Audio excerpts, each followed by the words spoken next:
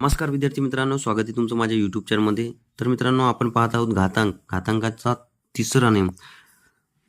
पहिला आणि दुसरा नियम या आधीच्या व्हिडिओमध्ये आपण पाहिलेला आहे. आज आपण पाहणार आहोत तिसरा नियम. घातांकाचा तिसरा नियम बघा, घातांकाचा परत घात असेल तर घातांकाचा गुणाकार करावा.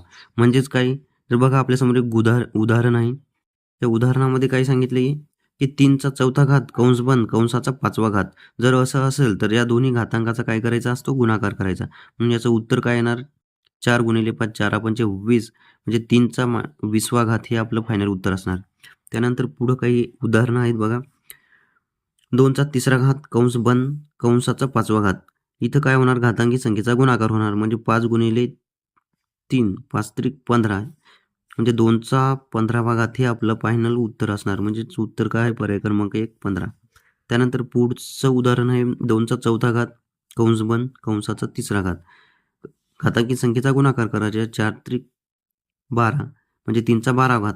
उत्तर काय असणार आपलं, पर्याय क्रमांक 3. त्यानंतर पुढचं उदाहरण आहे 2चा तिसरा घात कंस बंद कंसाचा मायनस दुसरा घात. तर मित्रांनो, या ठिकाणी लक्षात द्या, धनसंख्या आणि ऋणसंख्येचा गुणाकार हे नेहमी ऋणसंख्या येत असते. मग या दोन्हीचा गुणाकार केला तर 3 दोन्ही 6, पण यामध्ये एक ऋणचिन्ह असल्यामुळे -6 हे आपलं फायनल उत्तर असणार आहे. त्यानंतर पुढचा प्रश्न आहे एचा मायनस तिसरा घात कंस बंद कंसाचा मायनस चौथा घात. तर या ठिकाणी काय होणार, 4 आणि 3चा गुणाकार होणार, पण गुणाकाराच्या क्रियेमध्ये दोन मायनस संख्येचा जर गुणाकार होत असेल तर उत्तर हे आपलं धन येत असतं. म्हणून 4 त्रिक 12 आलेलं उत्तर हे धनसंख्या असणार आहे. म्हणून पर्याय क्रमांक 2 हे आपलं फायनल उत्तर असणार आहे.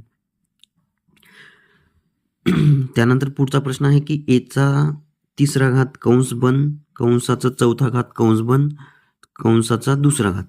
आता या ठिकाणी काय करणार, आपण या तिन्ही घातांकी संख्येचा गुणाकार करणार. म्हणजेच काय, 2 गुणिले 4 म्हणजेच 8 8 गुणिले 3 म्हणजे 8 त्रिक 24 म्हणजे आपलं फायनल उत्तर असणार आहे एचा 24वा घात म्हणजे पर्याय क्रमांक 1. तर मित्रांनो, हे होतं घातांक प्रकरणामधील तिसरा नियम.